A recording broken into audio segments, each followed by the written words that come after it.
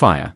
Jensen faces the heat as Caitlin Clark's irreplaceable void leaves Iowa Hawkeyes in Big Ten turmoil. Losing a generational talent like Caitlin Clark can feel like a huge blow to any team, and for the Iowa Hawkeyes, this season has been one of tough lessons. After making it all the way to the national championship game last year, Iowa now finds itself sitting 13th in the Big Ten standings. It's clear that the absence of Clark has left a massive void that the team is still trying to fill.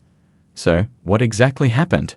Just this past Sunday, the Hawkeyes faced another tough loss at Carver-Hawkeye Arena, falling 74-67 to the Indiana Hoosiers. What made the defeat even harder to stomach was that it marked just Indiana's second road win against Iowa in 30 years, the first coming in 2021. Over the past couple of years, the teams had been neck and neck, but Iowa had typically ruled the home court. Not anymore. Looking at the numbers, it's clear that Iowa's struggles against Indiana weren't due to a lack of effort. The Hawkeyes dominated on the boards, grabbing 38 rebounds, including 15 offensive. But Indiana's shooting efficiency was the real difference maker. They shot a solid 49.1% from the field and 41.7% from beyond the arc, while Iowa was much less efficient, shooting just 33.9% overall and 31.6% from three. To add to that, Indiana made the most of Iowa's turnovers, scoring 24 points off 17 giveaways. And this loss to Indiana isn't an isolated incident. Iowa has had a rough start to January, suffering back-to-back losses to Maryland and Illinois. This marks their first such losing streak since 2022, which was broken at 2 even then. Clark's magic has spoiled Iowa faithful for the past 4 years, and patience is running thin. Last season and in Lisa Bluder's final, 2023-24, the team posted a remarkable 34-5 record and won the Big Ten Tournament Championship. A month and a half yet to go, and the Hawkeyes have already added 5 losses to the record this season. Fans aren't happy with the turnout, lashing out at Jensen's leadership. Jensen, thoroughly bad at her job, one opined. Clark's dominance on the court was undeniable.